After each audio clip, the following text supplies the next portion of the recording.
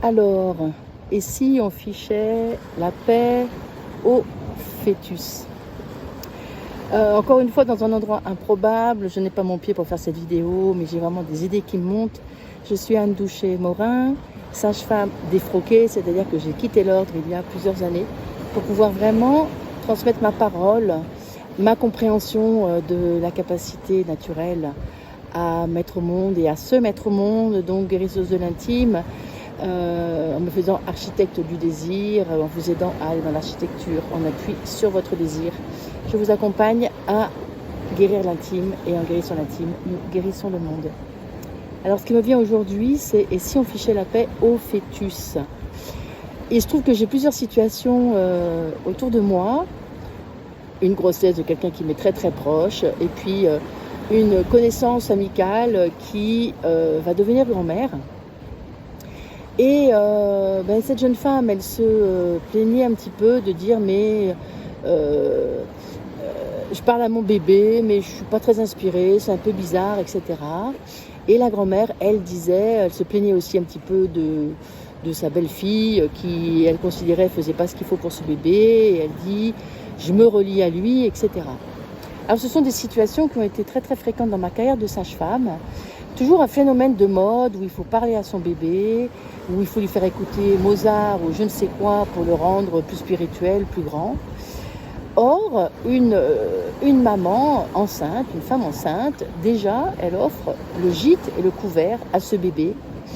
Tout son corps, tout son être, toutes ses hormones sont tournées vers ce petit être de l'invisible qui va grandir pour se manifester dans notre monde en 3D, dans le monde du visible.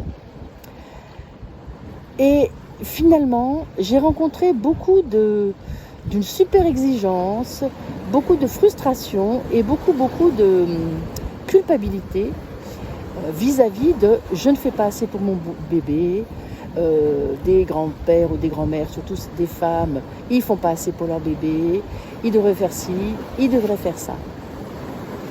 Mais finalement, nous avons tous à vivre quelque chose, nos bébés ont tous à vivre quelque chose. Cette hyperstimulation des bébés, est-ce que nous tenons compte vraiment de ce petit être qui a déjà tout pour se débrouiller?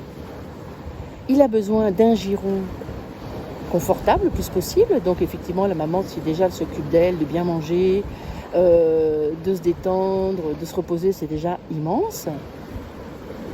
Qui sommes-nous, grand-mère ou je ne sais qui, pour déjà nous relier au bébé? Alors, je vais choquer beaucoup de personnes avec ça. Il me semble qu'il y a beaucoup d'arrogance sur qui nous sommes, sachant que ce petit être, il est déjà divin, il a une puissance en lui inouïe, il va vraiment, bien sûr avoir besoin de bienveillance et de soins, comme il en a besoin dans le giron de sa mère, mais aussi après. Et pourtant, il a tout le potentiel pour vivre la vie qu'il a à vivre. Alors, est-ce qu'on ne pourrait pas lui foutre un petit peu la paix à ce fœtus? Sinon, il est déjà un peu fatigué d'avoir en plus sa grand-mère ou je ne sais qui se relie à lui. Est-ce qu'il a donné la permission? Bon, je pense que je vais choquer beaucoup de personnes avec ma pensée. Je vous laisse partager si ça vous inspire. Je vous laisse commenter, critiquer.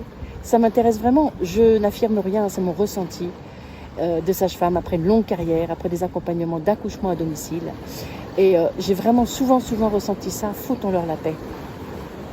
Foutons-nous un peu la paix les uns et les autres d'ailleurs. Qui sommes-nous pour penser que l'autre devrait faire ceci ou cela? Qui sommes-nous pour nous relier à l'autre sans lui demander la permission? Allez, à bientôt.